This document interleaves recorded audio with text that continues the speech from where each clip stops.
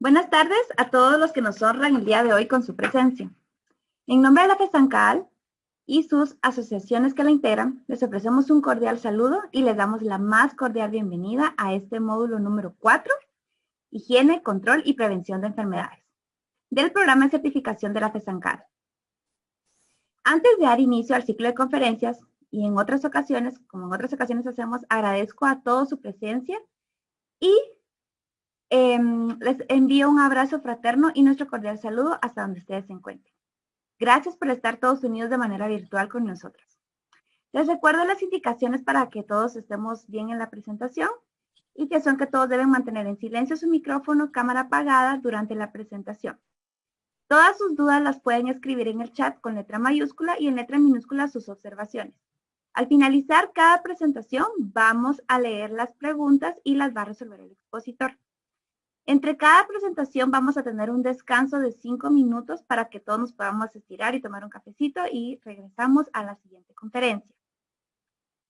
Recuerden que todas las presentaciones se suben en nuestro canal de YouTube. Para los que no nos siguen todavía, pueden seguirnos, suscribirse para que ustedes reciban la notificación cuando se suban los videos. E igualmente al chat que creamos para el programa de certificación estaré enviando el enlace del canal de YouTube también por si ustedes se quieren suscribir. Sin más, y agradeciendo nuevamente su presencia el día de hoy, comenzamos con nuestro ciclo de conferencias y para ello dejo el tiempo a la maestra Micaela Rica, que es nuestra coordinadora del programa de capacitación, para que presente a nuestro expositor. Maestra, muchas gracias, Doris. Buenas tardes a todos, buenas noches por acá, por Sudamérica. Hoy tenemos a alguien muy especial que sabe mucho. Está con nosotros el químico, farmacéutico y biólogo, Eric Domínguez. Él es egresado de la Universidad Nacional Autónoma de México, de la Facultad de Estudios Superiores de Zaragoza.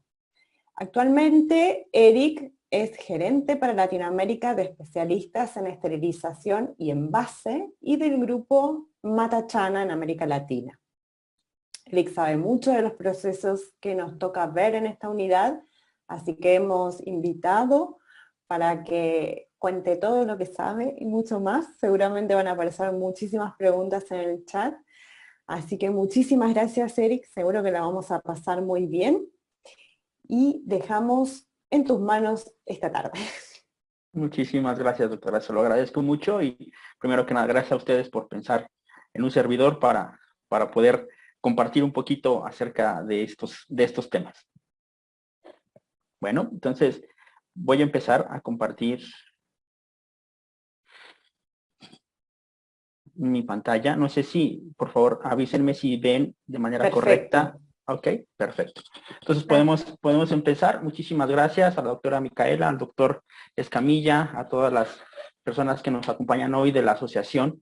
Primero que nada, reitero, muchísimas gracias por pensar en un servidor para poder platicar un poquito acerca de lo que son todos estos procesos que hasta cierto punto pueden parecer sencillos, pueden parecer hasta cierto punto fáciles, pero créanme que de esto de fácil y sencillo tiene muy poco. ¿Por qué? Porque son procesos complejos, son procesos que hay que tener en cuenta muchísimos factores, no se nos puede escapar en nada respecto a lo que es la higiene, la limpieza, desinfección y esterilización de todos los insumos que se ocupan o que son destinados a un proceso limpio como el que muchos de ustedes pueden llevar a cabo o realizar durante sus experimentos. Entonces, la idea es compartir un poquito la experiencia que se tiene respecto a estos procesos y pues bueno, espero que esta charla sea de su agrado. Pues empezamos un poquito. El tema, como ustedes lo tienen en su programa, higiene, control y prevención de enfermedades. Y vamos a comenzar. Empezamos. El tema de las enfermedades, pues aquí como las ilustraciones lo están mostrando, bueno, todo el mundo lo sabemos, ¿no? Son antiguas, o sea, desde hace muchos, muchos años, y no nada más en estas fotos. O sea, a mí me gusta mucho, por ejemplo, todo lo que tiene que ver con las culturas hispánicas, y por eso elegí estas, pero evidentemente las enfermedades vienen desde que el hombre aparece en la faz de la Tierra, ¿vale? En el transcurso de estos años, pues había enfermedades que ni siquiera de este lado del continente existían. Se trajeron con la llegada de los españoles, de los conquistadores, se trajeron al continente americano, y pues toda la gente las padecía y realmente no había tratamientos, no había explicaciones de por qué aparecían. Uno de los ejemplos pues, es la viruela, el sarampión, que aquí en el continente americano no existían. Cuando a partir de la llegada de los españoles fue que se empezaron a dar este tipo de enfermedades. Pero pues no solo de ese lado del continente pasaban cosas. Evidentemente también del otro lado de la Tierra también había diferente tipo de problemas con las cuestiones de salud. Existían procedimientos quirúrgicos, como ustedes pueden ver ahí en las fotografías, sin ningún tipo de asepsia, sin ningún tipo de control, sin ningún tipo de cuidado, y evidentemente pues las tasas de mortalidades y las tasas de operaciones fallidas eran muy elevadas. Pero precisamente por eso, porque no existía la más mínima noción de lo que era una limpieza, de lo que era una desinfección, y pues mucho menos de lo que era un proceso de esterilización. Por ejemplo, en esta foto que ustedes ven aquí en medio, ven que la persona que está abriendo al paciente tiene aquí 5 ayudantes, y todos no tienen los más mínimos principios de esterilidad, de limpieza, absolutamente nada. Entonces, como les digo, también del otro lado del mundo se cuecen habas, ¿no? Como decimos acá. Y todo esto se fue descubriendo, se fue dando, el ser humano se fue dando cuenta de que todas estas enfermedades y todos estos males que aquejaban a la humanidad en aquel tiempo, pues provenían de algún lugar, ¿no? No era obra y gracia del Espíritu Santo o de maldiciones o de brujas que aparecían este tipo de plagas en las sociedades de aquellas épocas. Fue hasta los años 1600, por ahí más o menos, que una persona apareció, Anton van Leeuwenhoek, que fue la persona que empezó a descubrir que debajo del mundo que nosotros vemos a simple vista existía otro mundo bastante, bastante complejo y bastante, bastante interesante, al cual se le llamaron microorganismos. ¿Vale? Leeuwenhoek fue el inventor del microscopio. En esta parte de aquí abajo ustedes ven un microscopio muy primitivo, ¿vale? El primer microscopio donde él empezó a observar gotitas de agua de lluvia, y él a través de su invento, el microscopio de aquella época, empezó a ver que dentro de esas gotitas de agua había vida, había cosas que se movían, había cosas que empezaron a llamar su atención. Evidentemente él empezó a dibujarlas, empezó a tomar registro de lo que él veía en esas gotitas de agua, y comenzaron a descubrir que, bueno, que en el mundo en el cual vivimos estamos organismos que estamos compuestos por muchas células y organismos que están compuestos de una célula. Es por eso cuando aparece Robert Hooke, que él es el primero en descubrir o el hablar de una célula, al observar un corcho, un pedazo de corcho. Él es la primera persona en el mundo que empieza a descubrir, o que empieza a descifrar un poquito ese mundo que no vemos, y que es un mundo muy complejo, es un mundo sumamente que está mucho de moda en estos días, sobra decir por qué, pero que existe, y que en las épocas prehispánicas no se tenía conocimiento de ellos.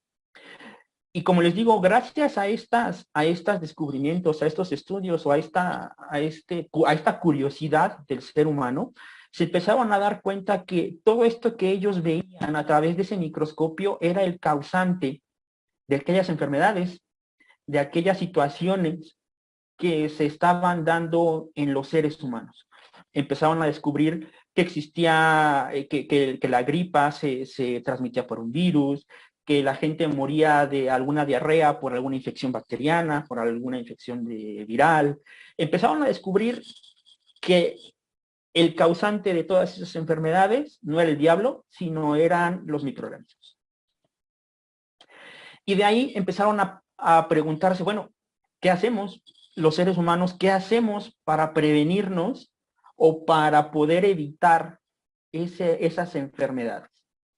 Bueno, la evolución, o sea, todo el camino de la historia empieza a avanzar, empiezan a haber descubrimientos, empiezan a haber muchas cosas, y nos ubicamos ya más o menos en esta época, en el siglo pasado, ¿sí?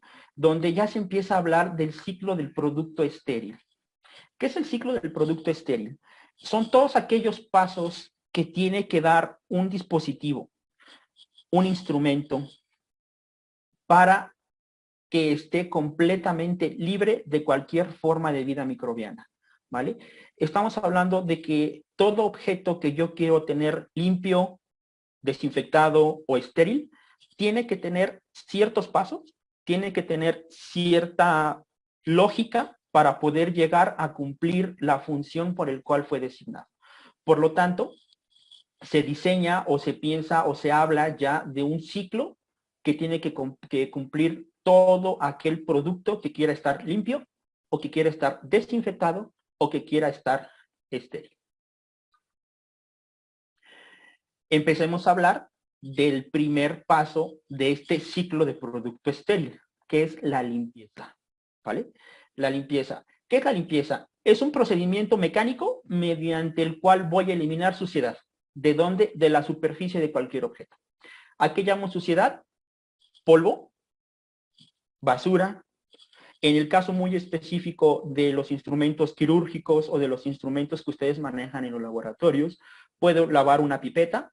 ¿Para qué? Para quitarle los excesos de agua, para quitarle los excesos de medios de cultivo, para quitarle los excesos de cualquier suciedad que pueda tener, sangre incluso, ¿sí? Todo eso que yo puedo ver, que es completamente visible, lo voy a remover con la limpieza, ¿vale? Okay. ¿Cómo se hace la limpieza? Pues muy sencillo, por medio de agua y detergente, ¿vale? Algo bien importante que quiero aclarar. Con la limpieza no voy a matar microorganismos, solamente voy a remover la materia orgánica. ¿Cómo se limpia? Cuando yo era joven, no hace mucho tiempo, aunque parezca, mi mamá me decía, limpia tu cuarto. Dios mío, era una odisea limpiar mi cuarto, ¿no? Porque pues uno guarda muchas cosas en su cuarto y para que no vea la mamá, agarro y lo empiezas a meter en cajones y lo empiezas a piñonar y lo empiezas a guardar por donde no lo vean para que se vea que está limpio. Muchas veces las limpiezas, desgraciadamente, principalmente de los cuartos, de las recámaras, así son. Pero bueno, hablando de las limpieza real, cómo la debemos hacer, tengo que eliminar los residuos de las grandes superficies, ¿vale? ¿Cómo? Pues tengo que aplicar una solución de detergente para despegar la capa de suciedad y de bacterias. Ojo, despegarla, no matarla. Tengo que enjuagar con agua para eliminar esa suciedad adherida y los restos de detergente que me quedan. Una recomendación muy importante para hacer una limpieza adecuada es usar 2 cubos o cubetas con agua de enjuague. Una en la cual voy a tener el agua limpia, ¿sí? Y en la otra voy a tener la solución de agua de enjuague también, pero va a ser la primera que va a recibir el primer chorro de detergente. ¿Por qué? Porque cuando yo retiro el trapo, el trapero, el trapeador, lo que yo esté ocupando para limpiar, siempre va a tener demasiada carga de suciedad y si yo enjuago, seco y vuelvo a pasar ese trapo o ese trapero, lo que estoy haciendo es únicamente que la suciedad la estoy remojando y la estoy otra vez esparciendo. Entonces, una cuestión muy técnica o muy simple para poder asegurar que lo que estoy limpiando lo estoy limpiando bien, es tener 2 cubetas. Una en donde yo recibo el agua sucia, de ahí, ya que está sucia, pasarla al agua que está más limpia y de ahí empezar a secar o a empezar a remover las partes de detergente. Evidentemente, conforme yo vaya viendo que el agua limpia se está ensuciando, lo que tengo que hacer es retirar esa agua, poner más agua limpia y volver al movimiento de doble cubeta. Otra cuestión importante para hacer la limpieza es que tengo que empezar a limpiar siempre del lugar más sucio al lugar más limpio. Y esto es lógico porque para evitar que el lugar que está menos sucio se me vaya ensuciando conforme yo vaya avanzando en la limpieza. Por eso siempre tengo que limpiar de lo más sucio a lo menos sucio para traerme toda la suciedad y asegurarme que lo que está ahí se está quedando completamente limpio. La limpieza es básicamente, o dentro de este ciclo, es lo más sencillo. ¿Por qué? Porque únicamente utilizo agua y jabón. Es súper importante que el detergente o el jabón que yo esté utilizando para los procesos de limpieza sean jabones y detergentes apropiados para cada uso. ¿Qué quiere decir con esto? Que no se vale utilizar Acción, lavatrastes, Poder, arrancagrasa, que deja el material con aroma a lima, limón o a naranja fresca para mis elementos de laboratorio. El detergente que yo debo de usar debe ser un detergente específico para cada proceso que yo estoy utilizando. Imagínense ustedes que el jabón de los trastes lo voy a utilizar en lavar el material. Y yo estoy haciendo un experimento de olfato o que tiene que ver con algún tipo de sensibilidad en el olfato. ¿Qué va a pasar? Voy a tener una interferencia con ese detergente porque me está dejando trazas aromáticas que no debo de tener. Imagínense ahora también que estoy trabajando, que estoy lavando yo material médico quirúrgico para una cirugía y lo estoy lavando igual con esta acción arrancagrasa que me deja aroma lima limón. Aunque no lo crean, ese detergente, si yo lo ocupo para lavar unas pinzas en donde yo voy a ocuparle esas pinzas para una cirugía, ese olor es un olor contaminante para el ser humano. Otro ejemplo que yo les puedo dar, imagínense que estamos trabajando en una industria farmacéutica y yo tengo que lavar mis utensilios, o yo tengo que lavar las placas, o tengo que lavar alguna parte de una máquina llenadora con este mismo detergente con aroma lima limón. ¿Sí? ¿Qué va a pasar cuando el jarabe, cuando el polvo, cuando la pasta, cuando la crema esté en contacto con ese aroma o con ese utensilio que tiene ese aroma? Pues muy probablemente se va a contaminar con aroma lima limón. Yo me voy a estar tomando una aspirina que huele a lima limón, ¿vale? Entonces, cada detergente se tiene que ocupar para cada proceso que yo estoy realizando. ¿Cuál es la recomendación que yo les puedo dar para los procesos limpios de laboratorio? Un detergente neutro, con pH neutro, que no haga demasiada espuma y que no tenga olor. Porque ese es otro tema. Si yo escojo un detergente que hace mucha espuma, mucha espuma, es la misma espuma que me hace ese detergente puede ser dañina o puede ser nociva para el proceso que yo esté utilizando. No sé por qué, pero los seres humanos, mientras más espuma vemos, tenemos la sensación de que queda más limpio. Y no es necesariamente que tenga mucha espuma para que el proceso de limpieza sea efectivo. ¿Vale? Eso sí lo quería recalcar por medio de los detergentes, que es bien importante utilizar un detergente con pH neutro, sin aroma y de preferencia que no haga mucha espuma para lavar todo lo que son los utensilios médico-quirúrgicos y evidentemente también todos los utensilios que son o que intervienen en un proceso de investigación. ¿Vale? En la limpieza les digo, es muy sencilla. Agua, jabón, solamente tener en consideración esos puntos del tema de la elección correcta del detergente. Nos pasamos a la desinfección. A diferencia de la limpieza, en la desinfección ya voy a empezar a matar cierta cantidad de microorganismos, ya voy a empezar a deshacerme de cierta vida microbiana que no quiero, ¿vale? La desinfección, como lo marca o como lo dice ahí en la diapositiva, es la destrucción de microorganismos patógenos, ya sean bacterias, virus y hongos, mediante la utilización y principalmente de sustancias químicas, ¿vale? Antes de pasar o de hablar del tema de la desinfección per se, quiero mostrarles esta diapositiva donde quiero aclarar que es una espora bacteriana. ¿Por qué? Porque a partir de este momento, esta palabrita o estas dos palabritas, espora bacteriana, la vamos a estar nombrando muy seguido. ¿Vale? ¿Qué es una espora bacteriana? Es un mecanismo de defensa de las bacterias. ¿Vale? Las bacterias tienen la capacidad de reconocer el medio ambiente que las rodea, y cuando las condiciones de ese medio ambiente no son favorables, llámese temperatura, llámese alimentación, llámese concentración de sales en su medio, ese tipo de cosas que rodean a la bacteria y que ella detecta que no son favorables para ella misma, tiene la capacidad de encapsularse, de guardarse, de meterse dentro de un caparazón, vamos a llamarlo de una manera, ¿sí? Para proteger su material genético y preservar su vida hasta que las condiciones del medio ambiente le sean favorables. Ella se abre, se desencapsula y vuelve a un estado vegetativo, ¿vale? Ojo, no confundir una espora bacteriana, que es un método de defensa, a una espora de hongo, que es un método de reproducción. ¿Vale? Estamos hablando de una espora bacteriana que va a funcionar de una manera como una tortuga. ¿Qué pasa cuando tenemos una tortuguita y la queremos agarrar? Ella automáticamente ¡pum!, se va a meter en su caparazón y se va a sentir protegida dentro de su caparazón porque sabe que es una estructura fuerte, resistente, que la va a proteger del medio ambiente. Algo así más o menos es lo que hacen las bacterias. Tienen la capacidad de encapsularse para protegerse. Y cuando están ellas en estado encapsulado o en estado esporulado, ¿sí?, son muy difíciles de destruir, son muy difíciles de matar.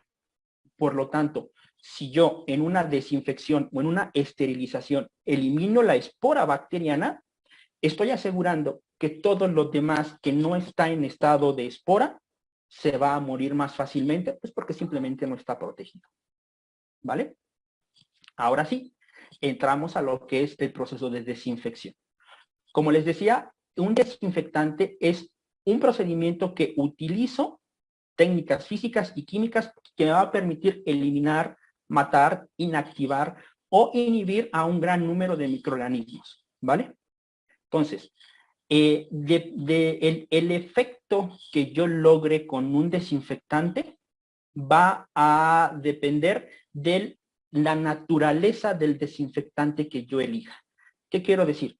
Que si yo quiero matar más microorganismos, tengo que utilizar un cierto desinfectante. Si yo quiero matar hongos, tengo que utilizar cierto desinfectante a ciertas concentraciones durante ciertos tiempos, ¿vale? De manera muy general, los desinfectantes se pueden dividir en dos clases: hospitalarios o científicos y de uso doméstico. Es muy similar a lo que hablábamos con el tema de los detergentes. El desinfectante que yo voy a usar en mi laboratorio, el desinfectante que yo voy a usar dentro de mis procesos hospitalarios o científicos, no debe de ser, no tiene absolutamente nada que ver con los desinfectantes de uso doméstico, ¿vale? No tienen nada que ver, son completamente diferentes, ¿vale? Evidentemente, aquí nos vamos a enfocar o vamos a hablar de los desinfectantes con usos hospitalarios científicos, ¿vale? Estos, a su vez, se pueden clasificar en dos subespecies, por llamarlo de alguna manera. En bacteriostáticos, ellos no van a matar a las bacterias, solamente van a impedir su reproducción, y los bactericidas. Estos sí van a matar a las bacterias, ojo, no las van a matar todas y tampoco van a matar esporas, ¿vale? Evidentemente, nos podemos ir dando cuenta ya más o menos por qué caminito irnos. Yo sé que tengo que elegir un desinfectante hospitalario o científico y que de preferencia sea bactericida. ¿Listo? La eficacia de un desinfectante, ¿sale?, depende mucho de las condiciones a las que yo lo maneje. Depende mucho de las condiciones a las que el desinfectante mismo sea sometido, ¿vale? Los desinfectantes solo serán eficientes si se respetan las concentraciones y se respetan los tiempos de contacto que cada fabricante le ha designado a cada uno de los desinfectantes, para la redundancia. ¿Por qué? Porque si pretendemos que yo sumerja una pinza en un desinfectante y que al instante esté desinfectado, no va a suceder, ¿vale?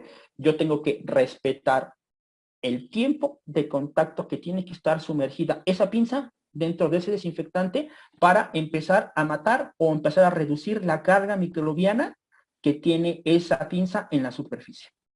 Otra cosa también que es bien importante, yo sé que muchas veces los recursos económicos son muy importantes y son escasos en nuestras realidades en América Latina. Entonces compramos un desinfectante súper bueno, que le pongo el tiempo de contacto súper bueno, pero híjole, tengo que ahorrar, porque este galón de 4 litros me tiene que durar pues por lo menos medio año. ¿Sabes qué? Pues para que nos dure medio año, échale agüita, ¿sí? Pues para que se haga más. Si hace más, pues te va a durar hasta el año. Échale agua, total, lo dejas más tiempo. O sea, si dice 15 minutos, déjalo media hora y pues ahí no va a haber problema. Tampoco, ¿vale? Las concentraciones a las que deben estar los desinfectantes se tienen que respetar para obtener el efecto deseado, ¿vale? Y dependiendo de ese efecto deseado, los desinfectantes también se pueden clasificar en 3 niveles diferentes. Desinfectantes de alto nivel, desinfectantes de un nivel intermedio y desinfectantes de bajo nivel. Empecemos con los de alto nivel, ¿vale? En condiciones controladas, ¿qué quiero decir con condiciones controladas? Que yo estoy respetando tiempos y concentraciones, ¿sí? Estos productos pueden eliminar virus, pueden eliminar hongos y algunas formas vegetativas de bacterias, incluyendo micobacterias, ¿vale? Algo bien importante. Actualmente ya existen desinfectantes de alto nivel en los que yo tengo concentraciones altas a tiempos elevados, sí puedo llegar a matar esporas, ¿sale? Sí puedo deshacerme de esa forma de resistencia de la bacteria utilizando un desinfectante de alto nivel. Nada más que aquí la cuestión es de que cuando yo ocupo un desinfectante de alto nivel y quiero matar esporas o quiero matar quiero matar esporas,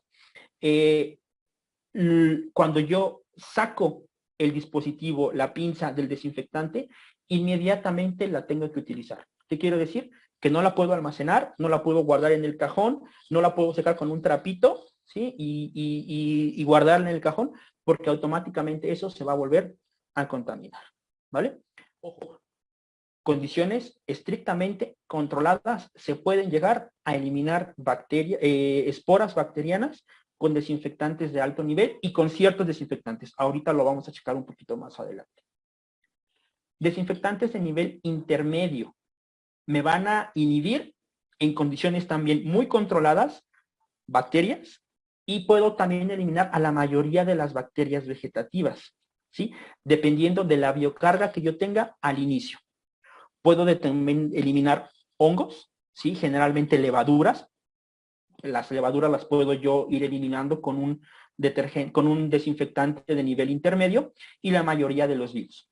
Ojo, aquí sí, ningún desinfectante de nivel intermedio me va a matar esporas. Únicamente me va a matar formas vegetativas de bacterias, hongos, principalmente levaduras. Y los desinfectantes de bajo nivel me pueden inhibir o me pueden destruir la mayoría de las bacterias en estado vegetativo, algunos hongos, no todos, y virus, algunos también, ¿vale? Es el procedimiento que menos se recomienda si yo desconozco la biocarga que tengo. ¿Qué quiere decir? Yo sé que estoy trabajando en un experimento con algún tipo de bacteria, pero yo no lo sé. Sí, si yo quiero desinfectar ese instrumental, yo les recomendaría que nos fuéramos a un desinfectante de nivel intermedio o a un desinfectante de nivel alto, porque no sé qué es lo que yo tengo dentro de esa pinza o dentro de ese instrumental que tengo en el momento de empezar a hacer el trabajo. Algunos ejemplos de desinfectantes, tiempos de contacto y concentraciones.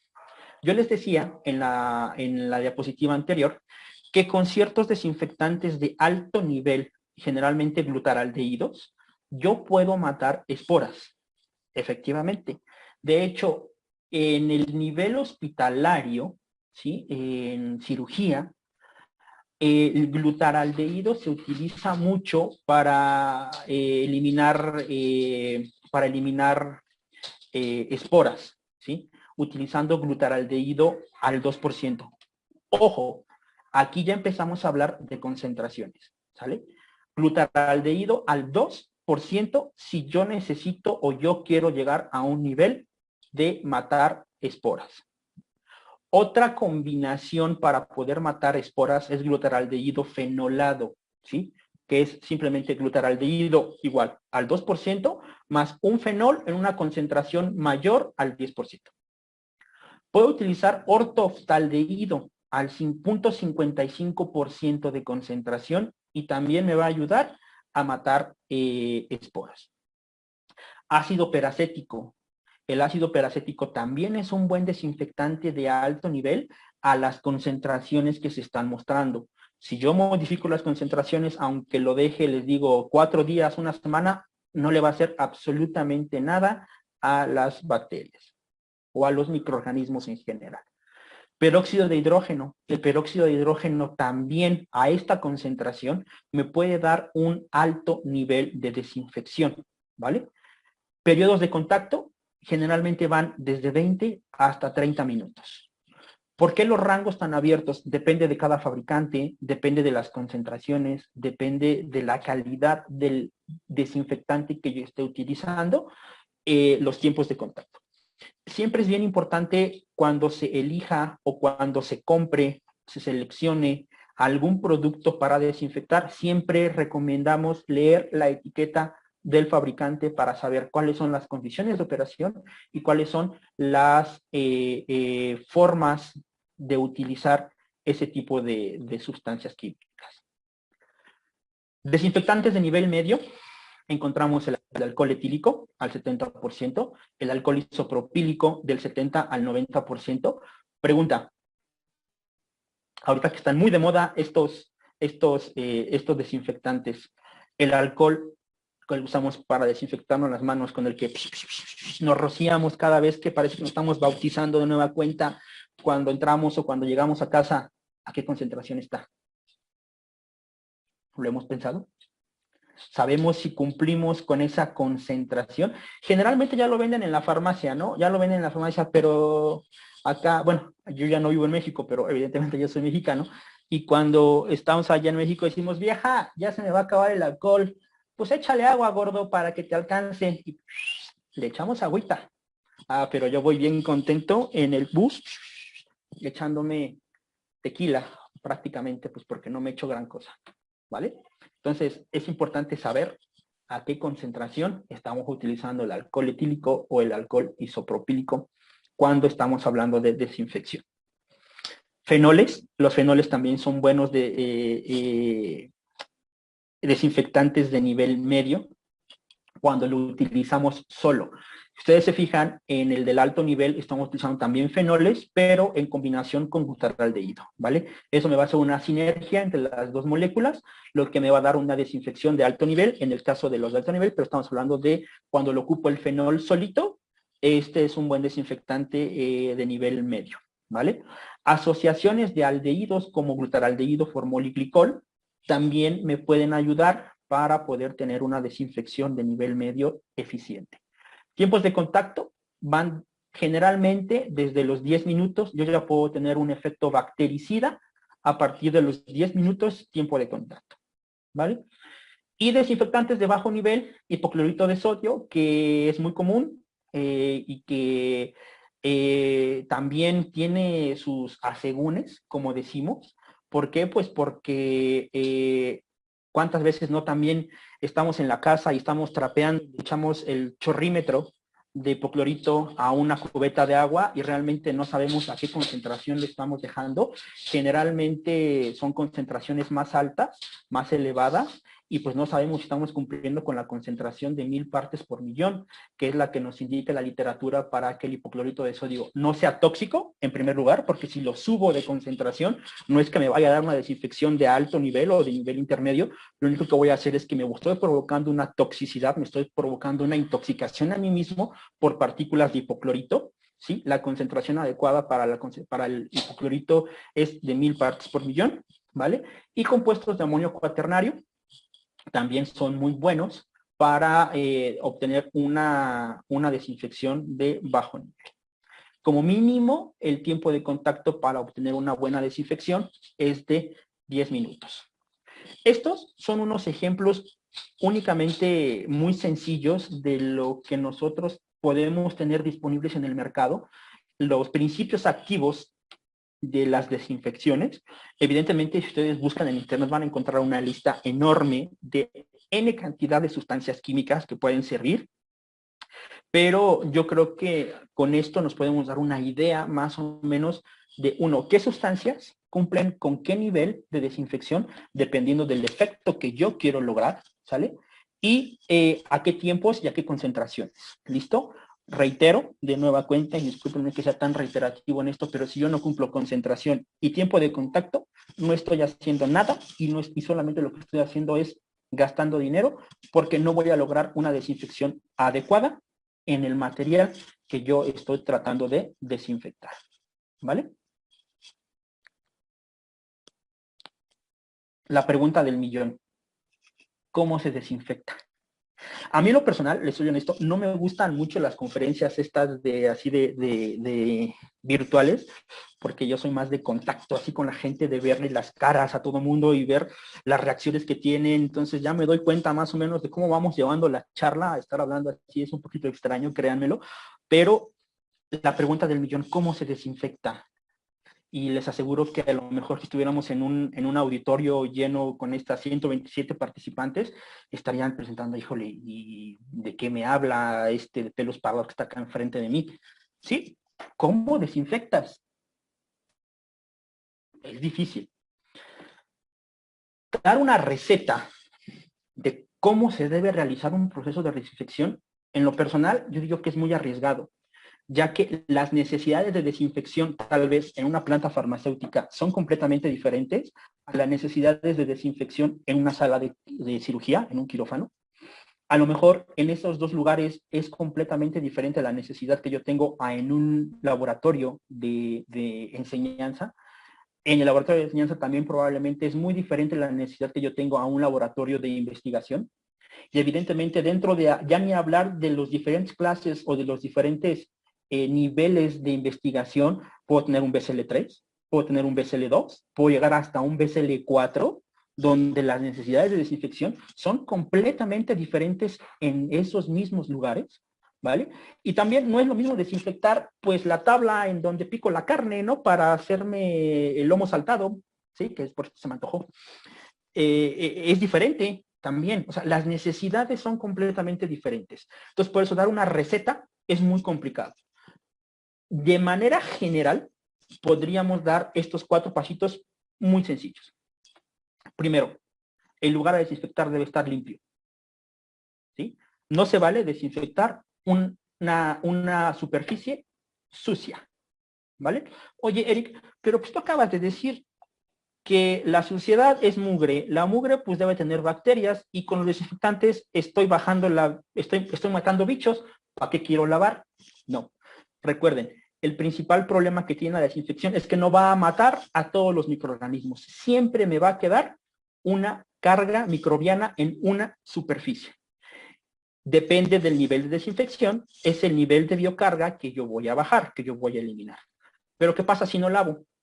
Si el desinfectante me puede bajar hasta cierto nivel, ¿sí?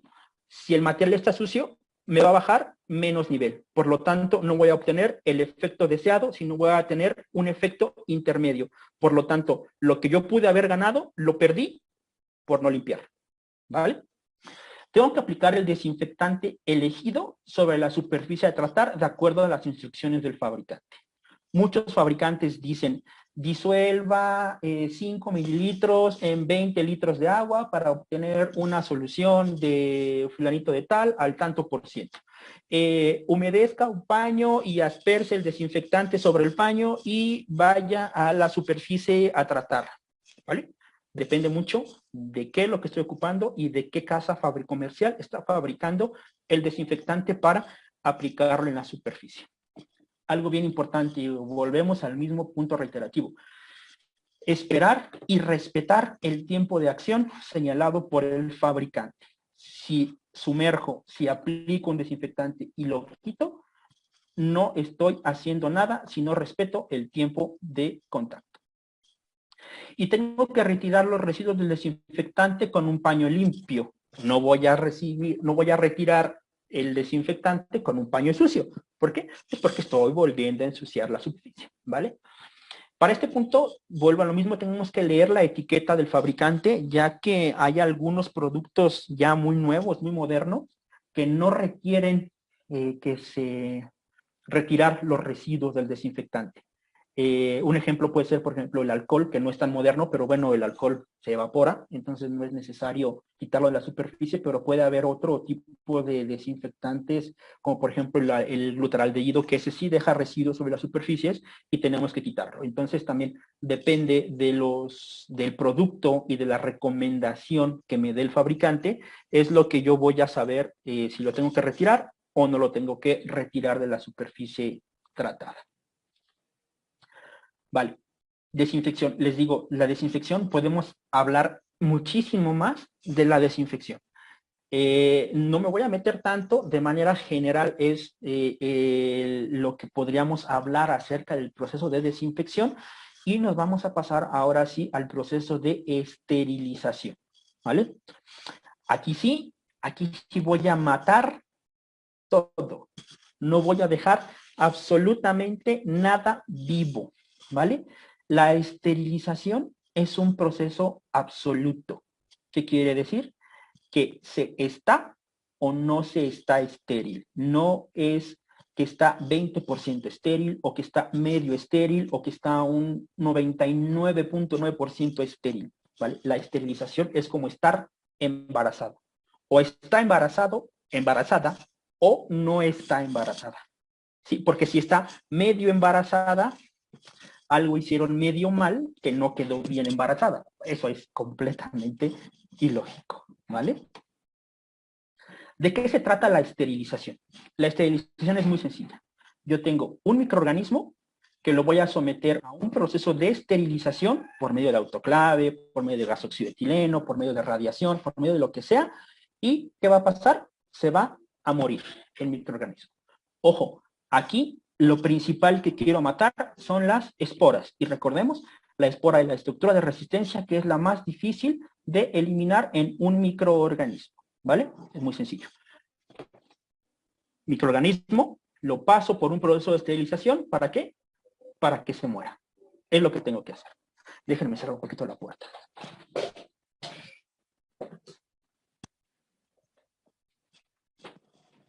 Ya, discúlpenme. Ok. Antes de elegir el método de esterilización, porque existen muchos métodos para poder esterilizar, antes de elegir cuál de esos métodos tengo que usar o puedo utilizar para poder obtener un material estéril, tengo que tener en consideración por lo menos 4 factores. ¿Cuáles son esos 4 factores? El primero y el más importante, tengo que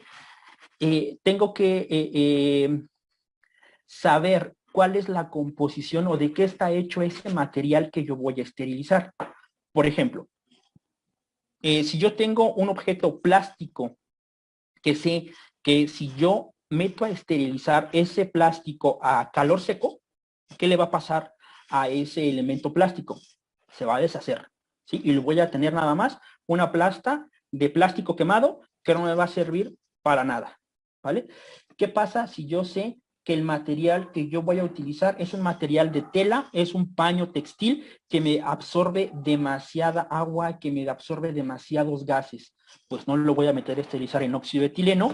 ¿Por qué? Porque yo sé que esa fibra textil me va a absorber óxido de etileno y cuando yo lo quiera utilizar, ese material va a estar estéril, sí, porque se van a morir los microorganismos, pero lo voy a tener contaminado no con microorganismos, sino con óxido de etileno. Entonces, este material de tela que está absorbiendo óxido de etileno va a ser un material potencialmente contaminante porque tiene óxido de etileno, ¿vale? Entonces, yo tengo que determinar y tengo que saber exactamente de qué está hecho el producto para poder elegir o para poder determinar en cuál de los niveles o en cuál de los procesos de esterilización va a ser utilizado. A eso se le llama compatibilidad.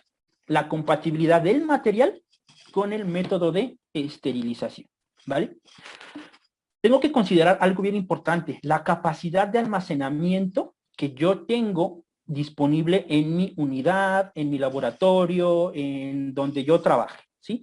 ¿Por qué? Porque si no tengo la capacidad de almacenamiento adecuado, bajo las condiciones adecuadas de almacenamiento, ¿de qué me sirve esterilizar o que la administración me haya comprado un esterilizador que va de piso a techo de 2.500 litros capacidad utilizable de cámara, donde yo puedo meter a esterilizar costales y costales de cama para animal, pero no tengo en dónde almacenarlo, ¿sí? Eso, si yo no tengo una capacidad de almacenamiento de producto estéril adecuada, no debo de utilizar o no debo de elegir un volumen demasiado alto. ¿Por qué? Porque si no lo almaceno de manera adecuada, ese producto o ese insumo se me puede recontaminar y tengo que hacer reprocesos de ese mismo insumo, ¿vale? Perdón, está mal escrito, ahí dice infraestructura, pero debe ser infraestructura adecuada de las instalaciones. Tengo que tener con un espacio designado única y exclusivamente para el proceso de esterilización. ¿Cuántas veces no hemos visto que estamos aquí trabajando, que están acá los mecheros, está la campana de flujo laminar, está por acá el rack ventilado, y ahí perdido en un espacito ahí junto de mi escritorio, tengo mi esterilizador de gabinete. Y ahí meto, y ahí todo con todo junto, todo... No, ¿sale? Yo debo de tener un espacio diseñado exclusivamente para el proceso de esterilización. Con una mesita solita, el esterilizador bien acomodadito, ¿sí? Mi área de almacenamiento en caso de que lo necesite, si tengo un... ¿sí?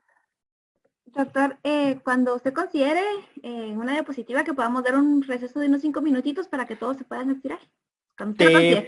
Termino esta y empezamos, porque de aquí empiezo ya a hablar de cada uno de los procesos. Antes de entrar a los procesos, podemos parar aquí, ¿vale? Perfecto, gracias. Ok, muchísimas gracias. Estaba aquí en la infraestructura adecuada, ¿vale? Tengo que tener un espacio designado y pensado para el proceso de esterilización, ¿vale? Tengo que tener por lo menos drenajes, tensiones eléctricas adecuadas y disponibles para el momento en el que yo quiera incluso conectar de ese autoclave, ¿sí? Que va en sobremesa, tengo que tener un contacto de luz, por lo menos, y debo tener un drenaje, ¿sí? ¿Cuántas veces no hemos visto? Ay, Inge, es que ese esterilizador me moja todo. Pues sí, porque no tengo un drenaje adecuado en mi instalación. Oiga, Inge, es que el autoclave no arranca. Pues Inge, el autoclave funciona por lo menos con 220, si usted tiene 110, pues aunque quiera, no va a arrancar. Jamás. Muchas veces los problemas de voltaje en las instalaciones físicas en los edificios, me traen problemas de cargas mojadas, ¿sí? Si yo no tengo un voltaje adecuado o estable, por lo menos, esas variaciones de voltaje van a hacer que los sistemas, los chips que tienen o los sistemas que tienen los autoclaves estén perdiendo potencia, subiendo, bajando. Entonces acuérdense eso, si yo tengo vapor, en el caso de que estemos hablando de esterilización por vapor, me va a enfriar la cámara, por lo tanto me va a condensar ese vapor que yo tengo en la cámara y me va a mojar la carga. Oiga, dije, es que siempre ese autoclave que me vendió, malísimo el condenado. ¿Por qué? Es que siempre me deja la carga mojada. Ah, caramba. Vamos a ver. Oiga, ¿tiene suplidor de picos? No, dije, está conectado hacia la corriente. Ah, bueno. Se le compra un suplidor de picos, un suplidor de voltaje, se conecta, cargas completamente secas. ¿Vale? Entonces, tenemos que empezar a pensar no nada más en que, ay, me compraban el esterilizador, qué chévere, así voy a poder meter esterilizador. No, tenemos que empezar a pensar en muchas cosas que van relacionadas a el proceso de compra o de adquisición o incluso de un autoclave que yo ya tenga en mi laboratorio. ¿Vale?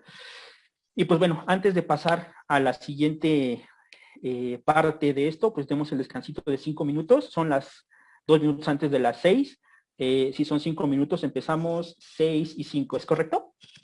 Sí, 6 y 5, Carlos. Sí. Listo. Yo les aviso cuando ya empezamos entonces. Todos 5 minutitos, por favor, pueden descansar. Y regresamos en 5 minutitos. Si quiere dejar proyectada la presentación, doctor. Sí.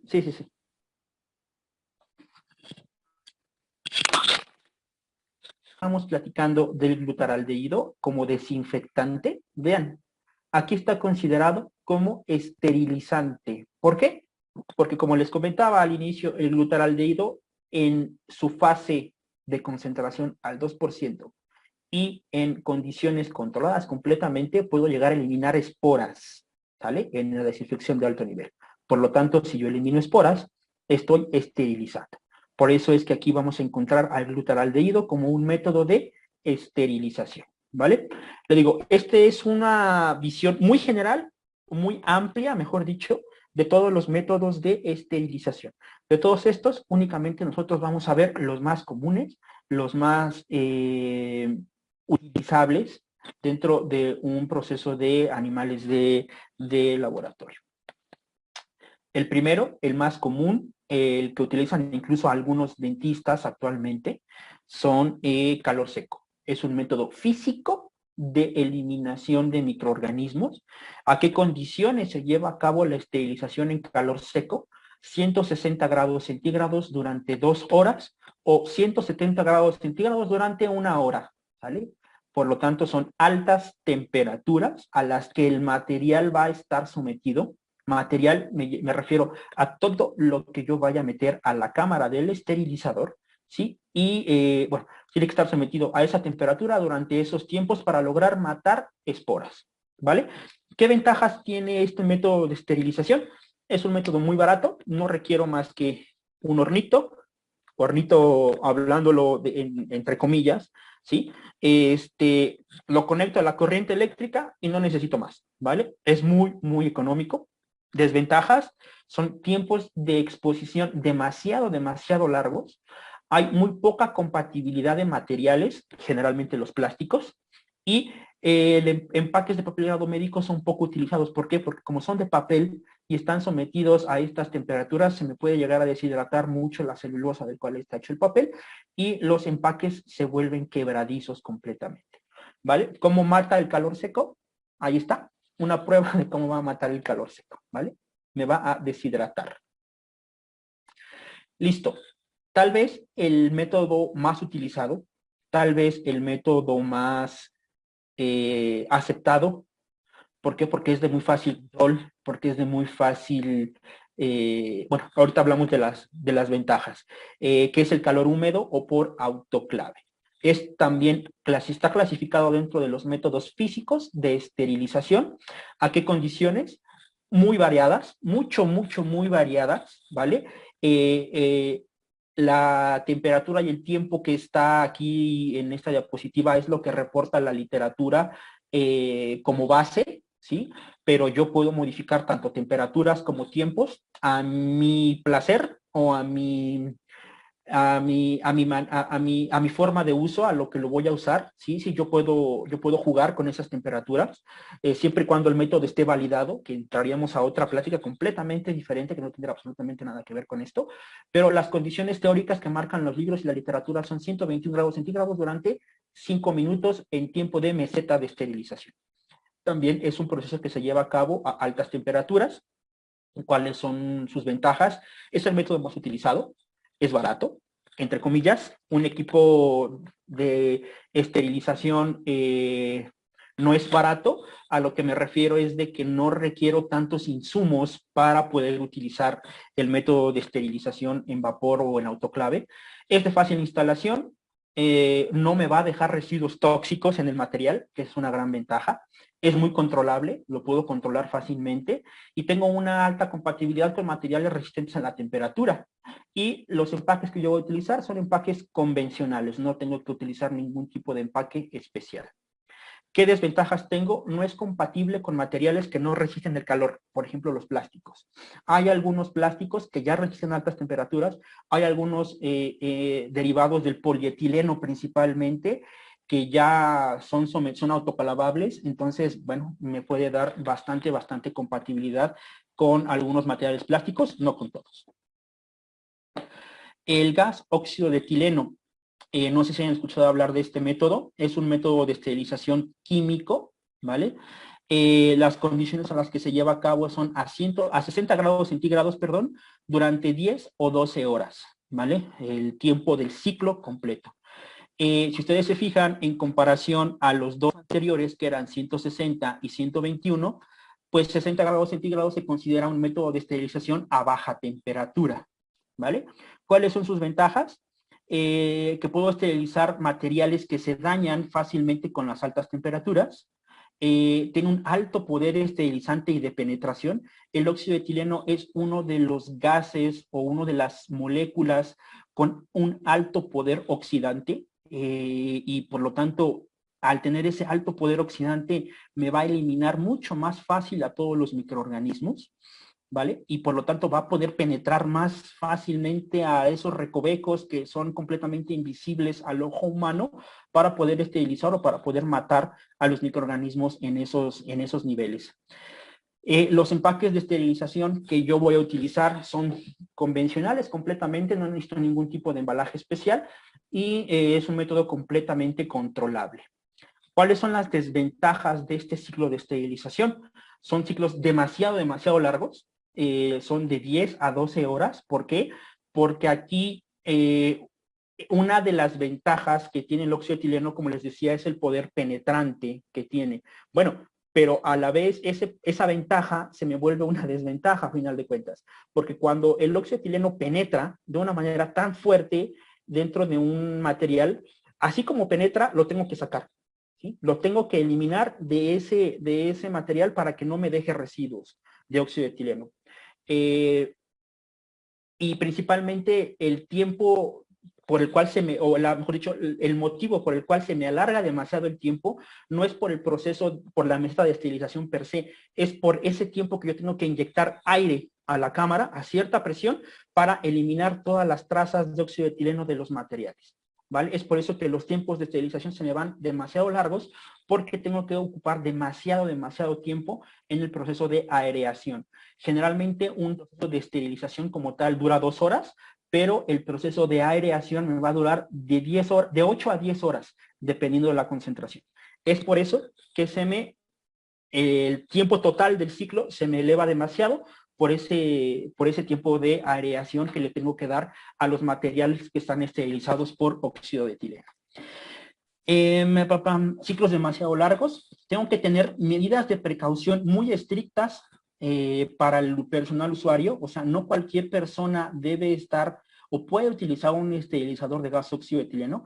Debe tener cierta capacitación, debe tener cierta indumentaria, tiene que tener cierto conocimiento, cierto control de lo que es el proceso para que una persona pueda operar un equipo de estas características. Esto debido a que el óxido de etileno tiene actividad cancerígena muy elevada. O sea, el óxido de etileno es tan bueno para matar que incluso si no tengo las precauciones adecuadas, me puede incluso hacer daño a mí matando las mismas células de mi cuerpo, ¿vale? Tengo que tener instalaciones especiales que son muy costosas, ¿vale? Porque otra desventaja que tiene el gas óxido de etileno es que es altamente flamable, o sea, es muy reactivo. Al contacto con el oxígeno del medio ambiente, las reacciones son exotérmicas. ¿Qué quiere decir? Explota, literalmente. Si yo tengo una fuga de óxido de etileno, muy probablemente pueda tener una explosión. Es por eso que esto se vuelve las instalaciones o la inversión en ese tipo de seguridad que se tiene que tener para evitar una explosión de estas magnitudes es muy costosa y tiene que ser especial. Y no es recomendable utilizar textil. ¿Por qué? Porque como les comentaba hace poquito, el alto poder penetrante como ventaja, al final de cuentas, tengo alguna desventaja porque si no tengo procesos de aireación adecuados, pues los residuos que se me van a dejar en los textiles principalmente son muy difíciles de eliminar, ¿vale? Otro método de esterilización que es muy común y que es muy bueno también es el formaldehído al 2%. ¿Formol? ¿Cómo crees, Eric? ¿Formol? Formol. Formol al 2%.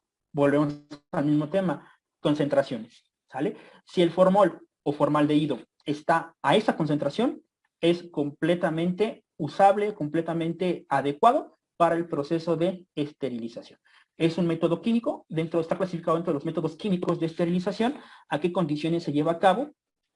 Entre 50 y 80 grados centígrados, también es a baja temperatura, durante 2 horas. Ventajas: es un método de esterilización con un tiempo de ciclo mucho más corto que el óxido de etileno, ¿vale? Tengo compatibilidad con materiales sensibles al calor, como les comentaba, está clasificado dentro de los de baja temperatura. Es de fácil instalación, porque solamente necesito drenaje y una corriente eléctrica. Los residuos que me deja son agua, ¿sí? O sea, vamos, no tengo residuos tóxicos en el material que yo estoy utilizando, o que yo estoy esterilizando, mejor dicho. Utiliza empaques convencionales, o sea, no hay nada fuera de lo común para envolver el material, y es completamente controlable, ¿vale? ¿Qué desventajas tenemos? Las desventajas que tenemos es que las cámaras de los equipos son muy pequeñas. Esa es la verdad. Solamente lo tiene un fabricante, que es Matachana, pero este es un método de esterilización muy bueno, muy poco usado, muy poco conocido, tal vez por ese miedo o por ese shock que nos causa cuando escuchamos la palabra formol. Dices, ay caramba, formol, sí. No te preocupes, tú nunca estás en contacto con el formol. ¿Por qué? Porque es un proceso que se lleva a cabo a presiones negativas. Por lo tanto, cualquier fuga que pudiera haber, pues dentro del sistema no sale al exterior, sino que al trabajar en presiones negativas, siempre se va a quedar dentro del autoclave. El Rolls-Royce, el Mercedes-Benz, el BMW, el Tesla de la esterilización se llama plasma de peróxido de hidrógeno. ¿Qué quiero decir? Que es el método más moderno, el último moderno, entre comillas, porque ya debe tener mínimo 10 años en el mercado, pero es un método de esterilización muy confiable, muy bueno, y que se lleva a cabo a bajas temperaturas. El plasma de peróxido de hidrógeno es un método químico también. ¿Qué condiciones de esterilización tenemos? A 50 grados centígrados durante unos 45 minutos, como les comentaba, es baja temperatura. ¿Qué ventajas tiene? Tiene un alto poder de penetración, sin las desventajas que tiene el óxido de etileno, ¿vale? Es compatible con material sensible a altas temperaturas. Ciclos son relativamente cortos, únicamente de 45 minutos, completo el ciclo, desde que yo le pucho el start hasta que suena la alarma para que se termine el ciclo, 45 minutos aproximadamente. No me deja residuos tóxicos. Sí, al ser peróxido de hidrógeno, pues estamos hablando de que realmente los residuos es agua, literalmente, y no me va a dejar, como decía, residuos tóxicos. Es altamente controlable, lo puedo controlar muy fácilmente. ¿Qué desventajas tengo? Es un método caro, eso sí, es un método caro, por eso les digo que es el Mercedes-Benz, que es el BMW, que es el Rolls-Royce, porque es un método caro, ¿sí? Solo puedo utilizar empaques Tyvek, ahorita vemos que es de ese tipo de empaque, y no se puede esterilizar material que contenga celulosa. ¿Qué quiero decir? No puedo esterilizar gasas, no puedo esterilizar textil, no puedo esterilizar celulosa, todo el material que yo sé que tiene celulosa, no lo puedo meter a esterilizar en este método porque aborta ciclos, ¿vale? En general, estos fueron, así como les digo, a grandes rasgos, los métodos de esterilización que están disponibles en el mercado. Les comento, para poder elegir uno, generalmente siempre es el autoclave de vapor, calor húmedo, y no sé si en un momento determinado convendría elegir uno a baja temperatura. eso ya también depende mucho de las necesidades del centro y sobre todo de los dineros, de los presupuestos que se tengan en cada una de las instituciones, ¿vale? Como les comentaba al inicio, la esterilización es un valor absoluto, ¿sí? No hay de que está medio estéril. Recuerden siempre eso de estar medio embarazado. O está estéril o no está estéril, no hay medias tintas. Y para yo poder obtener un material completamente estéril, aparte de poder elegir el método de esterilización de manera adecuada, también tengo que saber cómo controlar ese proceso, cómo se llevan a cabo esos procesos de esterilización, que son detalles que no sé si alguno de ustedes había reparado o se había puesto a pensar qué era lo que necesitábamos saber de, aparte de cuánto cuesta el autoclave y sobre qué voy a esterilizar. Yo creo que esto les parece conocido, ¿verdad? Es papel de estraza, ¿sí? Papel craft, que le llaman en algunos países, que es ese papel café donde se envuelven, que lo utilizan para envolver el material, ¿vale? A lo que voy, la elección del material de empaque que debo de usar para una correcta esterilización no es nada más de decir porque es más barato, el craft porque es lo que me dan, sino que necesitamos conocer un poquito más allá de lo que es el empaque del papel para poder esterilizar. El papel grado médico, el papel craft tiene muchísimos usos, desde envolturas de regalos, desde encuadernados, desde bolsitas estas de supermercado, ahora que estamos muy de moda con el asunto ecológico. Acá la fabricación, esto es un encuadernado con papel craft, este es un papelito ahí impreso como para medio picnic, pues no sé qué sea, pero ahí está el papel. Incluso en México, el papel craft, el papel de estraza, se ocupa para envolver los tacos. Entonces yo me pregunto, un papel que está hecho para hacer bolsitas de supermercado, para envolver regalos, para encuadernar, para imprimir, ¿será un papel para guardar mis tacos de suadero, que como los extraño? ¿Será el papel adecuado para esterilizar? No, Eric, no te preocupes. No, yo no ocupo, no, ¿cómo crees? Acá estamos a la vanguardia. Yo ocupo textil. Ok, textil. ¿Qué textil ocupas? El que nos regalan acá en el hospital que ya no le sirve. Pues como acá trabajamos con animales de laboratorio, pues déjaselo a ellos, pues que lo terminen de usar, que lo acaben de romper, total. Pues, animales de laboratorio. ¿Para qué? Tampoco. El textil, cuando es nuevo en los hospitales, debe cumplir con una especificación que ahí, lo siento, no la puse, pero bueno, lo podemos aclarar un poquito más adelante. El textil hospitalario debe cumplir con una especificación. Debe ser 100% drill de algodón, ¿vale? De aproximadamente 150 hilos por centímetro cuadrado, ¿vale? Si cumple con esa especificación, perfecto. Tienes un textil que te va a cumplir con la especificación para hacer un buen envolvedero para esterilizar. Pero ¿qué crees? Ese textil, ese drill de algodón que cumple con tu especificación, va a dejar de cumplirla después de la primera lavada. ¿Por qué? Porque cuando lo lavan, ¿sí? Eso lo meten a la lavadora. Le ponen detergente, ¿sí? Le ponen temperatura y luego lo planchan.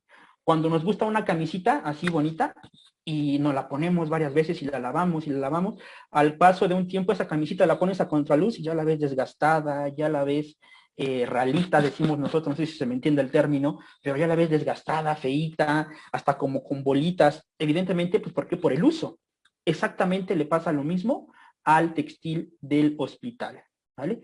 A partir de la primera lavada, se empiezan a observar al microscopio, evidentemente, se empiezan a observar estos puntos aquí, aberturas, donde es un poro, donde un microorganismo puede caber perfectamente, ingresar al material y contaminármelo, ¿vale? Es por eso que existe el papel grado médico. El papel grado médico va a funcionar como un filtro.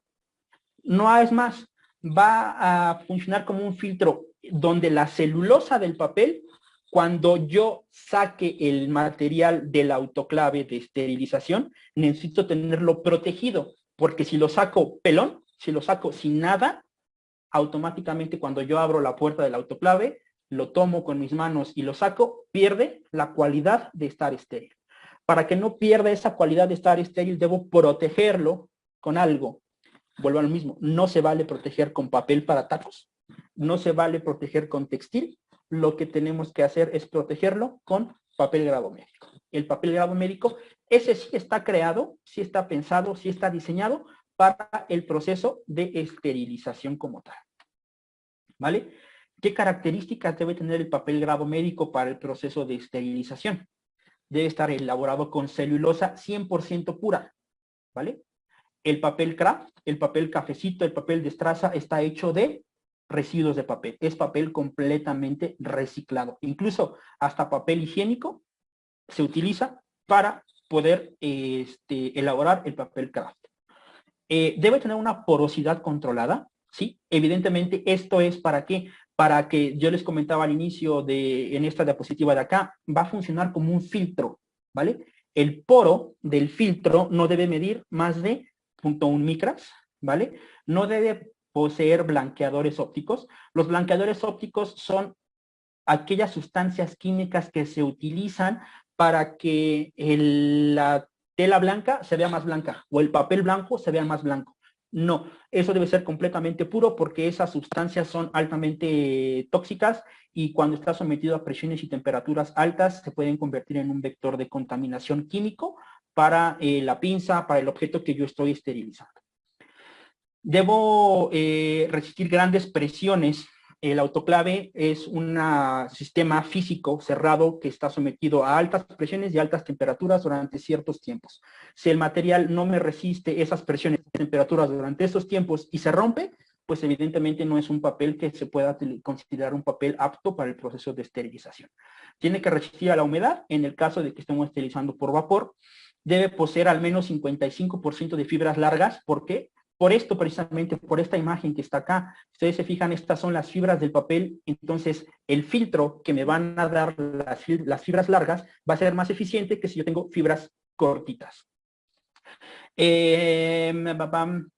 Tengo que garantizar que no se me va a romper dentro del proceso de esterilización, debe representar una barrera microbiana efectiva y debe ser permeable al agente esterilizante, ¿vale? O sea, debe permitir el paso del vapor, debe permitir el paso del óxido etileno, debe permitir el paso del gas, pero del gas óxido etileno, debe permitir el paso del agente esterilizante, ¿vale?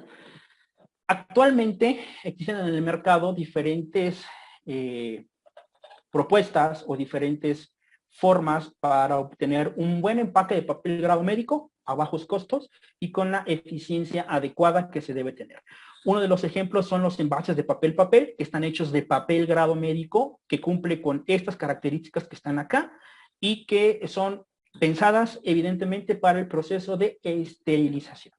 Envases de papel, envases mixtos, que ustedes seguramente los han visto, son aquellos que tienen la capa de papel por la parte trasera y un film plástico por la parte frontal.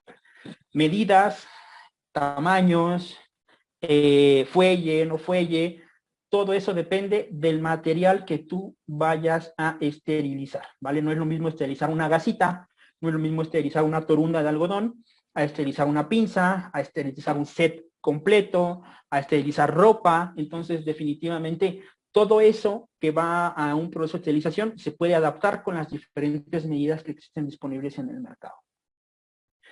También se acuerdan que estábamos hablando del textil. Oye, Eric, ¿y con qué sustituimos al textil? Porque fíjate que yo quiero meter y esterilizar este paquetote y es grandote, grandote y en tus bolsas no cabe.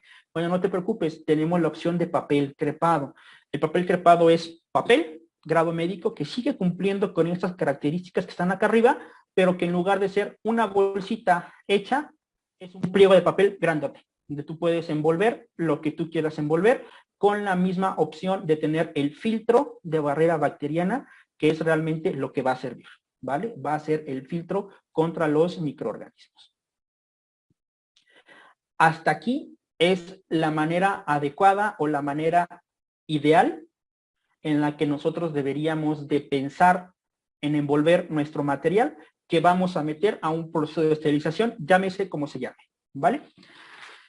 Ahora, algo muy importante. Ya les hablamos de la limpieza, ya les hablamos de la desinfección, le estamos hablando de la esterilización, ya pasamos por los métodos de esterilización, ya les dijimos ahí más o menos cómo determinar qué tipo de envoltura debo utilizar, pero la pregunta ahora que surge es, oye Eric, ¿y cómo sé que lo que estoy esterilizando realmente está estéril?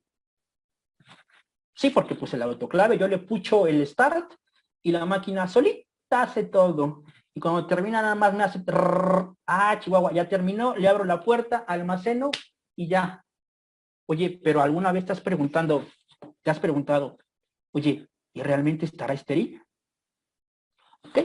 Existen formas y existen métodos para saber si que lo que estoy esterilizando realmente se encuentra estéril, ¿vale? Y son el uso de los indicadores químicos e indicadores físicos e indicadores biológicos, ¿vale? Esta que está acá arriba, todo el mundo la conoce, todo el mundo la ha utilizado alguna vez, cuando estuvimos en la escuela, cuando estamos trabajando, siempre utilizábamos la cinta testigo. ¿De qué se trata? Pues de una cinta que tiene en la superficie impreso un reactivo químico que va a cambiar de color cuando lo someto a un proceso de esterilización, ¿vale? Mucha gente tiende a confundir que si la cinta testigo cambia de color, o sea, se cambia al negro, el material está estéril. Y eso es completamente equivocado. Si una cinta testigo cambia a un color oscuro, eso quiere decir que el paquete o el material sobre el que está pegada la cinta estuvo expuesto al calor. ¿A qué temperatura? No lo sé. ¿Durante cuánto tiempo? Tampoco. Yo los invito en los lugares donde hace mucho calor, ¿sí? Que corten un pedacito de cinta testigo y lo pongan a la intemperie, lo pongan encima del techo de su auto, lo dejen ahí en la mañanita y cuando salgan lo vean. Les apuesto que ese pedacito de cinta va a cambiar de color. Y eso no significa que el techo de su auto esté estéril, ¿verdad? Ok. La cinta testigo únicamente me va a indicar, si hay un cambio de color, me va a indicar únicamente que el proceso, que el material o que algo estuvo expuesto al calor. Nada más. No me va a decir absolutamente nada, ¿vale? Existen también pruebas, otro tipo de pruebas mucho más complejas, mucho más profundas, mucho más específicas, que sí me van a medir la temperatura, sí me van a decir, Eric, esto estuvo expuesto a 121 grados durante 15 minutos, que es el caso de estas rosaditas. Si esto se llegó a cumplir, esta bandita de color rosado va a cambiar de color a color negro, ¿vale? Pero estamos hablando ya de un control físico-químico que es mucho más estricto, mucho más complejo, mucho más eficiente que una cinta testigo. Y si recordamos, me voy a regresar, discúlpenme la brusquedad, pero me voy a cambiar a esta parte de acá arriba, ¿vale? Donde decíamos que las condiciones mínimas para esterilizar en el autoclave son 121 grados durante 15 minutos. Ok, si en el autoclave yo no cumplí con 121 durante 15 minutos, que son las condiciones mínimas de esterilización, esta bandita o esta sección de color rosado no va a cambiar de color o va a cambiar a un color diferente al negro, ¿sí? ¿Qué quiere decir? Que entonces por lo menos las condiciones mínimas que yo necesito para que eso esté estéril no se cumplieron. Y si no se cumplieron, muy probablemente eso que está allá adentro no está estéril, ¿vale? Existen diferentes tipos de reactivos químicos de acuerdo al método de esterilización. Este es para vapor, este es para calor seco, este es para gasoxietileno, este es para formaldehído y este es para plasma de peróxido de hidrógeno, ¿vale? Entonces, aquí ya empezamos a tener elementos que vamos a poder ir reuniendo para determinar si lo que estoy esterilizando realmente es estéril. ¿Mediante qué? Mediante saber si las condiciones de esterilización que yo necesito se cumplieron. Si no se cumplieron, muy probablemente eso no está estéril. Si se cumplieron, muy probablemente eso que estoy emitiendo sí está estéril, ¿vale? Pero si se acuerdan, si han escuchado, yo solamente estoy hablando de probabilidad. Muy probablemente eso esté estéril. La única manera de poder confirmar la probabilidad que yo estoy suponiendo es mediante el uso de un control biológico, ¿vale? Estos controles biológicos son los únicos que me van a confirmar la esterilidad o la no esterilidad del producto que yo estoy esterilizando, que yo estoy metiendo al autoclave, ¿vale? ¿Por qué? Porque es un dispositivo, un tubito plástico que tiene un medio de cultivo y tiene una espora. ¿Se acuerdan de la espora? ¿Sí? La espora, recuerden, dijimos que era la estructura de resistencia más fuerte que tienen las bacterias. No sé si se alcance a distinguir aquí abajo, en esta parte, tenemos un cuadrito blanco.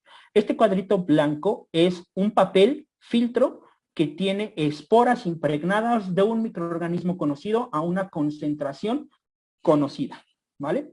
Entonces, si yo meto estos controles biológicos al proceso de esterilización, y aquí abajo hay microorganismos en estado de espora, el autoclave o el vapor o el óxido de etileno o el plasma de peróxido de hidrógeno o el formaldehído tienen que matar a estas esporas que están aquí adentro, ¿vale? Si las matan, ¿sí? Si las matan, muy probable, perdón, si las matan, ¿qué quiere decir? Que lo que está adentro está estéril. ¿Y cómo puedo confirmarlo? Generalmente van por un cambio de color. Acá ustedes tienen un control biológico no procesado. Si se fijan, aquí el medio de cultivo es color lila. Aquí está el papel filtro con las esporas. Aquí tenemos un control positivo. Si ustedes se fijan, cambia de color. Ya no es lila, ahora es amarillo. ¿Sale? ¿Qué quiere decir esto?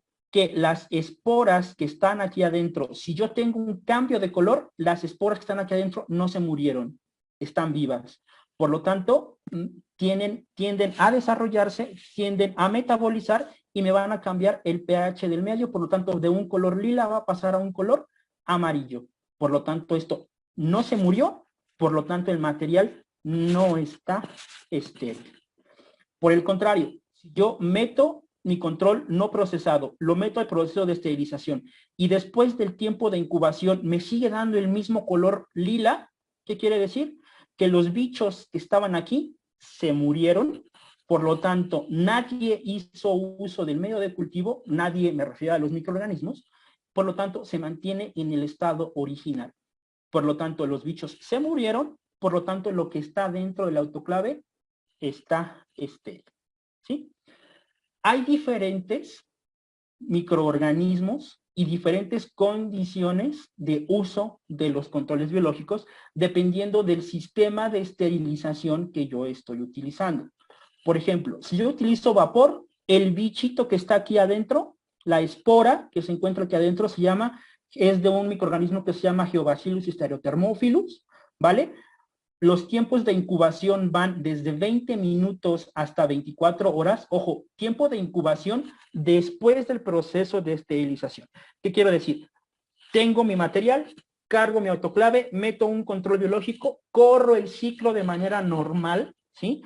Termina mi ciclo de esterilización, saco mi material, saco mi control biológico y esto lo tengo que llevar a incubar, a esta incubadora que está aquí. ¿Durante cuánto tiempo? Durante de 20 minutos a 24 horas. ¿De qué depende? De la tecnología que yo esté utilizando.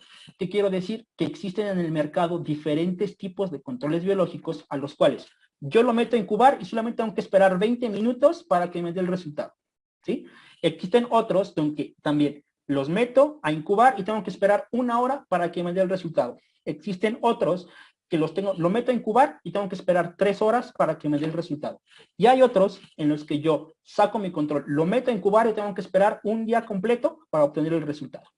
Evidentemente, del tiempo de lectura depende el precio del control biológico, evidentemente. ¿Vale? Si yo tengo el medio de cultivo que se encuentra aquí dentro, al inicio, de color púrpura, se llama púrpura de bromocresol y va a cambiar de un púrpura a un color amarillo en el caso de que el control sea positivo. Oye, Eric, ¿pero a qué temperatura lo tengo que incubar? Bueno, lo tienes que incubar a 60 grados centígrados. Y así con cada uno de los métodos de esterilización. Para el método de formol, también es esterotermófilos, también hay de 20 a 24 horas, de 20 minutos a 24 horas, también es púrpura de bromocresol, también vida de púrpura amarillo y el tiempo de incubación son 60 grados centígrados. Para el plasma es exactamente lo mismo, lo que cambia es el gas óxido de etileno, donde el microorganismo sí cambia, es diferente, se llama Bacillus atropheus, también los tiempos de incubación van desde 20 minutos hasta 24 horas, el medio de cultivo es verde de malaquita, que quiero decir que ya no va a ser lila, sino va a ser de color verde, como el que está acá abajo, y va a cambiar de un color verde a un color amarillo en el caso de que el control sea positivo, y la temperatura de incubación va a ser de 37 grados centígrados. ¿Vale? Conclusiones. Ok. De todo esto que platicamos, que es el ciclo del producto estéril como tal, es un proceso muy complejo, créanme. Podríamos nosotros indagar, profundizar todo lo que quisiéramos en cada uno de los 3 pasos. En el proceso de limpieza, en el proceso de desinfección, en el proceso de esterilización. Podríamos platicar aquí muchísimo de esos temas, ¿vale?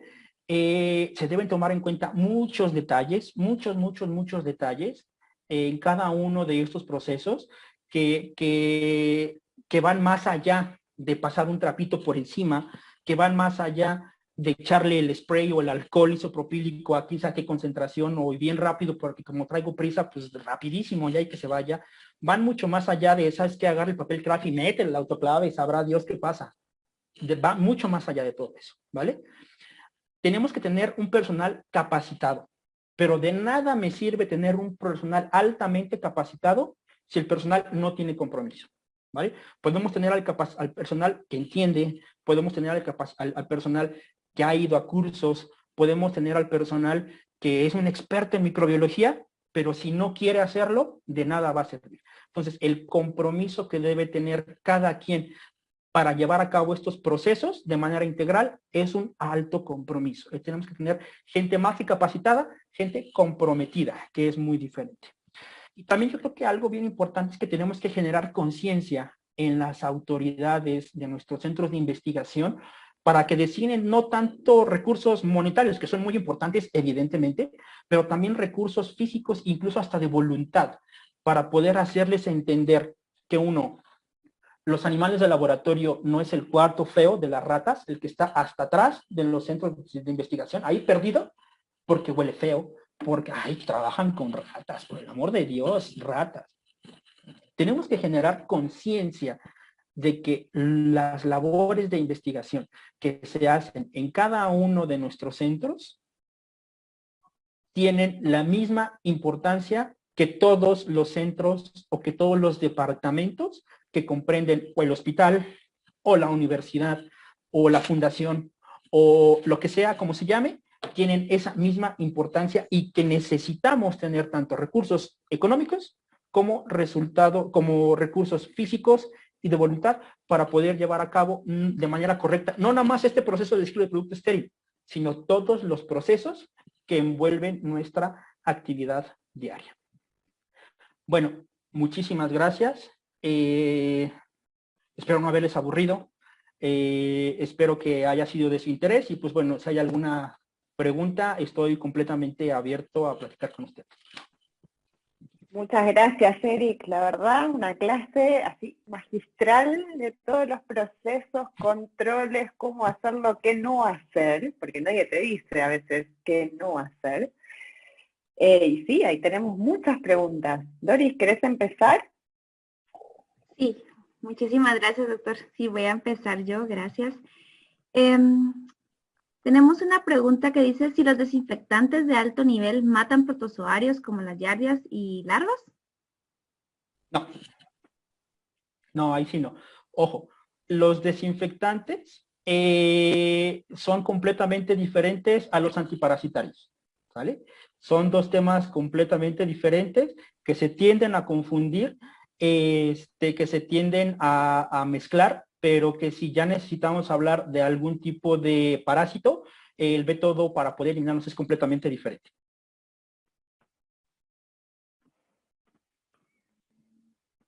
Perfecto. A ver, aquí tengo una pregunta. ¿Hay alguna norma o ley aplicable a desinfección y esterilización, ya sea a nivel internacional, ojalá? Sí, pueden consultar la página de la AMI, pueden consultar la página de la ANSI, pero siempre lo van a encontrar a nivel hospitalario. Siempre lo van a encontrar a nivel hospitalario, nunca en alguna norma aplicable a los animales de laboratorio. Doc, ¿usted me puede ayudar más, doctores, que a mí en un momento determinado? No sé si en México ya exista, por ejemplo, o en algún país de Latinoamérica, alguna norma como la de animales de laboratorio en la NOM, donde ya mencione algo sobre el manejo de desinfectantes o algo así por el estilo, o lo sigue manejando muy someramente. Desconozco también si existe una norma específica para criterios de selección bioterios, pero como dice, se aplica a los hospitales, de hecho. Sí, de hecho, si ustedes quieren consultar ahí en Google, pueden poner manuales de desinfección, manuales de limpieza, y les van a salir N cantidad de manuales, porque también, como les comentaba, no existe o dar una receta es muy diferente, porque en cada lugar, de acuerdo a las necesidades que cada quien va teniendo, van creando sus propios manuales, ¿sí? Que son eso, manuales y recomendaciones nada más, pero como normas, los Estados Unidos están muy avanzados en ese tema, entonces podrían consultar normas AMI, normas ANSI de desinfección y limpieza. Perfecto. Doris, ¿vos tenés alguna? Yo tengo Sí. varias. Sí, preguntan si el olor del jabón lima-limón se va con la esterilización. No, no es tanto así. Yo mejor les preguntaría, no es necesario llegar a la esterilización para darme cuenta de que estoy utilizando un detergente con aroma lima-limón. A lo mejor fui muy burdo en la comparación, pero créanme, si ustedes lo detectan ese aroma lima-limón cuando están lavando, pues no lleguemos a la esterilización. Generalmente cuando quedan esas trazas de aromas en el material y lo sometemos a altas presiones, a altas temperaturas durante ciertos tiempos, lo único que vamos a hacer es fijar más ese aroma en el material, principalmente si es acero inoxidable y principalmente si es material de vidrio.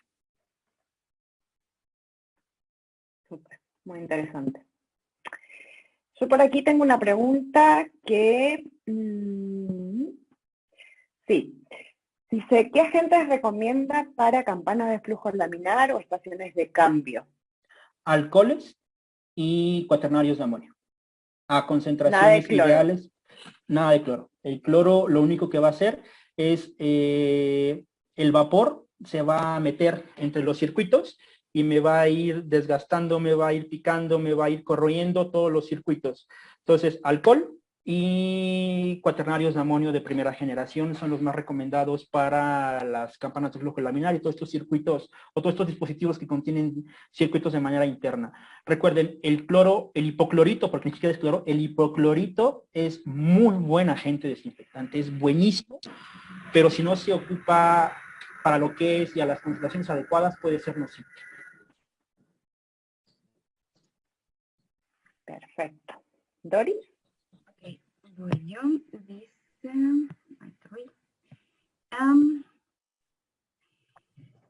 en caso de que utilicemos agentes químicos, ¿debemos tener en cuenta el pH del agua? Generalmente el agua potable, bueno, el agua que se usa generalmente para poder diluir o hacer diluciones de los agentes de los desinfectantes es agua potable. Yo no consideraría útil utilizar agua destilada, es un gasto innecesario completamente. Entonces, el pH del agua potable generalmente es neutro. En algunos lugares sí es un poco alcalino debido a las sales propias del lugar en donde se encuentra el agua, pero no afecta tanto realmente el pH del agua porque la variación realmente no es tan alta en cuanto al pH del agua. Generalmente el agua potable siempre se maneja en un rango de 7, que puede ser el neutro, 7.4, 7.2, que realmente tampoco me va a afectar mucho al desinfectante. Ojo, Aunque siempre es importante, como les comentaba, leer la etiqueta del fabricante y ver si tiene ciertas recomendaciones con el pH del agua, que por lo que yo sé y por lo que yo he manejado, el pH del agua realmente nunca es un factor que me vaya a modificar la eficiencia de un desinfectante, ojo, siempre y cuando utilicemos agua potable, ¿no? Gracias. Muy bien, excelente. Yo tengo, creo que la última, porque tenemos que dejar también una pausita antes de nuestra próxima ponente. En el caso de la esterilización, ¿cómo lograr un adecuado secado del material de cama? Supongo que hablarán de viruta, de acerrín, algo así. Lograr un secado efectivo en este caso de la viruta o de cualquier otro material que yo estoy esterilizando a vapor de agua, no depende mucho del autoclave, del mantenimiento que se le den a las autoclaves.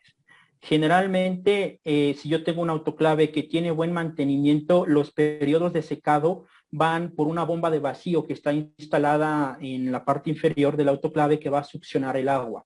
Entonces, si o lo que va a succionar los condensados, o el agua sí que se forma de los condensados al bajar la temperatura del ciclo de esterilización.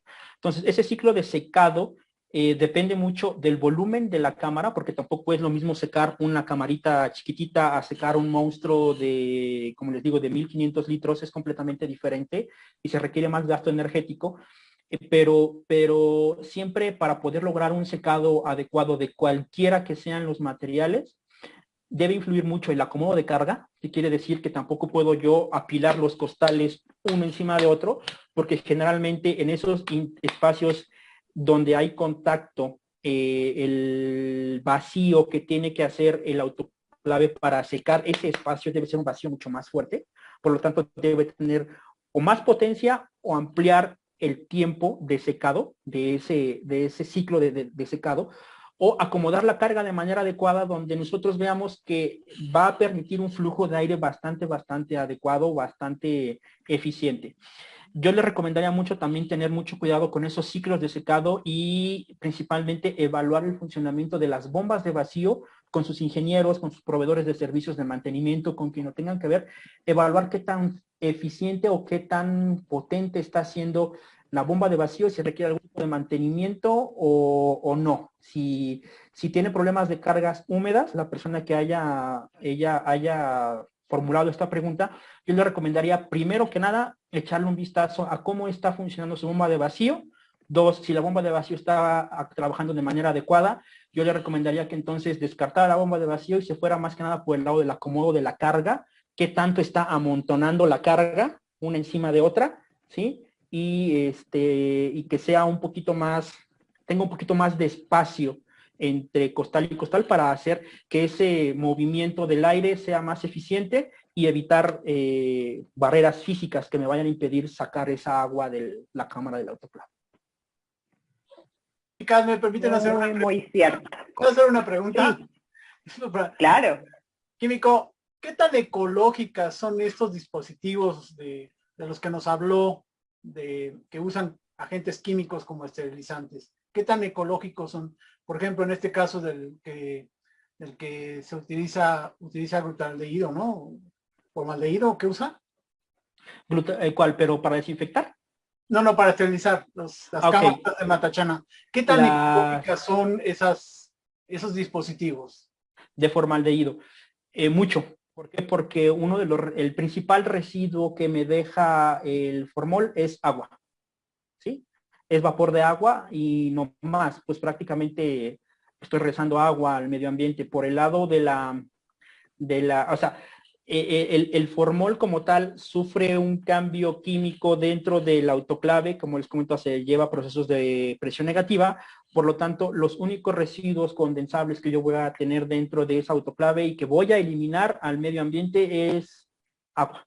Entonces, si me lo pregunta por el lado ecológico, pues altamente ecológicos por ese punto, porque le vuelvo a repetir, lo que yo estoy eliminando, lo que yo estoy tirando al medio ambiente es agua. En contraposición, por ejemplo, como lo pudiéramos ver con el formol, ¿sí? Perdón, con el gas oxioetileno, que ahí sí las emisiones de gas oxioetileno que estoy teniendo al medio ambiente deben ser controladas. Evidentemente no lo puedo vaciar al medio ambiente, tengo que tener ciertos filtros para poder abrir esa autoclave y poder eliminar el autoclave del óxido de etileno, en este caso. Pero en el caso del formol, les digo pues altamente, porque realmente lo que se está tirando al caño es agua caliente. Incluso muchas ideas que a veces nosotros en Matachana, voy a hablar un poquito de la parte comercial o de la parte del convencimiento hacia el cliente, es de que me dicen, oye Eric, pero es que los procesos de esterilización gastan mucha agua. Sí, la verdad es que sí, o sea, y no nada más con Matachana, con cualquier marca en específico, los procesos de esterilización a vapor principalmente gastan demasiada agua. Entonces, una de las opciones que nosotros, les vuelvo a repetir, ya hablando un poquito de la parte comercial, ofrecemos es adaptar ese tipo de instalaciones o de drenajes y llevar esa agua residual que sabemos que es agua limpia, que es agua estéril, al tanque de almacenamiento, y esos tanques de almacenamiento lo que van a hacer es alimentar los baños de servicio de un baño común y corriente, que en lugar de que tengamos conectados esos baños a el agua potable, pues se conectan a esos tanques para reutilizar o para poder reciclar esa agua que se está eliminando por parte de los autoclaves. O sea, y tan ecológico es el tema que sabemos y garantizamos que esa agua no es tóxica y es completamente reutilizable para los baños, para cosas así por el estilo, para lavar incluso pisos, para lavar paredes, que es completamente reutilizable esa agua, por el punto de vista ecológico. Perfecto, súper claro. Muy bien, estamos así, pero justo en la hora, no nos hemos pasado ni un minuto, Eric. Perfecto. Súper alineado. Así que, bueno, muchísimas gracias nuevamente por toda la charla, la preparación. La verdad que ha sido un placer escucharte y aprender y seguir aprendiendo. Así claro que, sí. Que por este lado, muchísimas gracias nuevamente y nos vemos, si todo va bien, en otras oportunidades y esperamos tenerte por acá, por Sudamérica, y seguimos en contacto. Claro que sí, muchísimas gracias a ustedes de nueva cuenta y